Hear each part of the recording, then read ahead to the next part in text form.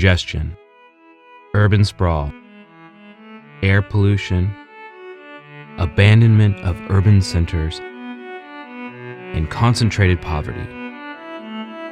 These are the economic, environmental, and social ills that starting in the 1970s and 80s increasingly became recognized as the side effects of highway expansion programs. In many places, the emerging highway system and the level of mobility that personal automobile afforded individuals was considered the heartbeat of a new economy and was intended to provide many a new sense of freedom. Original justifications for the extensive highway systems that now crisscross many nations was national security, a way to move people and equipment in a time of crisis. As a result of this decision-making, small urban streets were expanded to highways. Neighborhoods were divided by massive freeway projects, and once rural land was opened up to the ever-expanding suburbs by these growing systems of roads.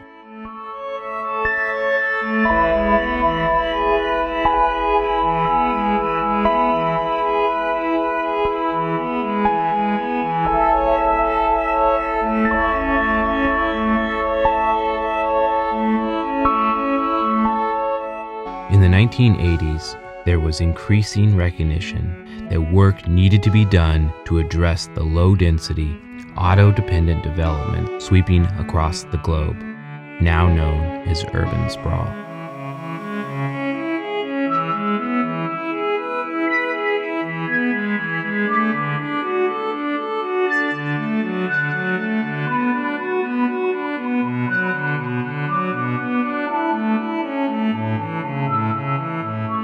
New urbanism emerged in the late 1980s as a framework for revitalizing central business districts and inner-city suburbs, as well as preservation of green space surrounding cities.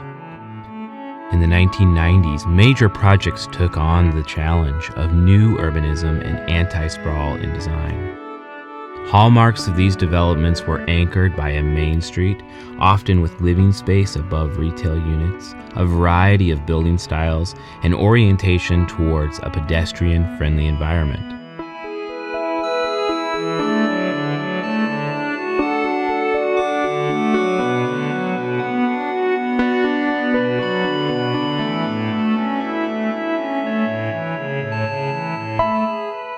One of the most famous examples of new urbanism development is the town of Seaside, Florida, in the United States.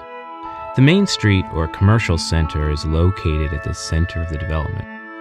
Housing units are required to have designs distinct from other units with a variety of styles, all of which have no private front lawns. Garages have been pushed to the rear of housing units with vehicle access via back alley. Though Seaside is a completely planned community, it incorporates many of the elements the new urbanists have worked to strengthen or reincorporate into existing cities and communities. More modern iterations of the new urbanism paradigm include a parallel movement that gained popularity in the United States in the 2000s called smart growth. Though sharing many of the ideals of new urbanisms, its primary focus is on state or regional planning rather than planning at the development level. The most recent offshoot of new urbanism is work towards strengthening walk and bike access within urban environments, often termed a 10-minute or 20-minute neighborhood, with the intent that most services should be accessible to people within a 10 or 20-minute walk. From Plan Melbourne, the 20-minute neighborhood is all about living locally, giving people the ability to meet most of their everyday needs within a 20-minute walk, cycle, or local public transportation trip of their home.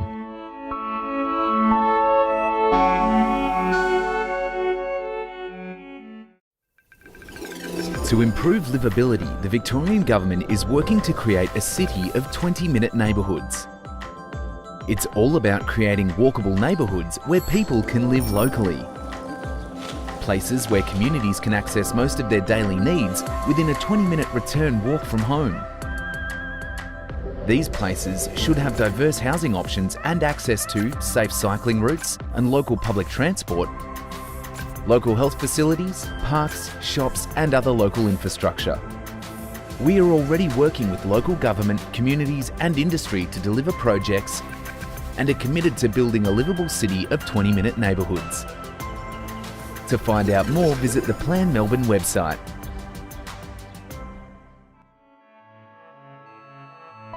The 20th century has also marked an increased interest in sustainability and the environment. While transportation emissions make up only 14% of global GHG emissions, it has been and continues to be the fastest growing source of emissions. Contributing to this increase is the growing demand for personal transportation in China, India, and many parts of the developing world. In New Zealand, road vehicle emissions are a significant and rapidly growing share of national GHG. Vehicle emissions increased 82.1% between 1990 and 2016. They accounted for 56% of the energy sector emissions and made up 39.1% of all carbon dioxide emissions in 2016. To address the issue of rising emissions and the resulting environmental, health, and climate impacts, an area of transportation called sustainable transportation has emerged.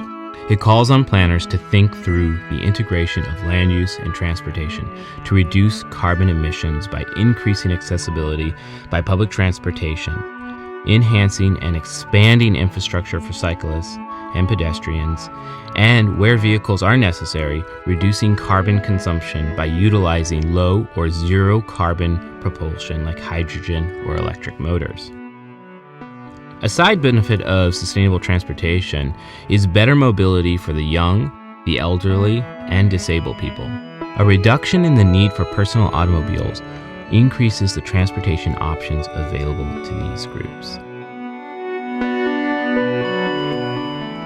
By planning for a more sustainable future through the integration of transportation and land use, the provision of public transportation, and more mobility options for those that are not in a motorized vehicle, we can change our path from the 20th century growth model of unsustainable, low-density development and overemphasis of personal automobiles to a more inclusive planning future.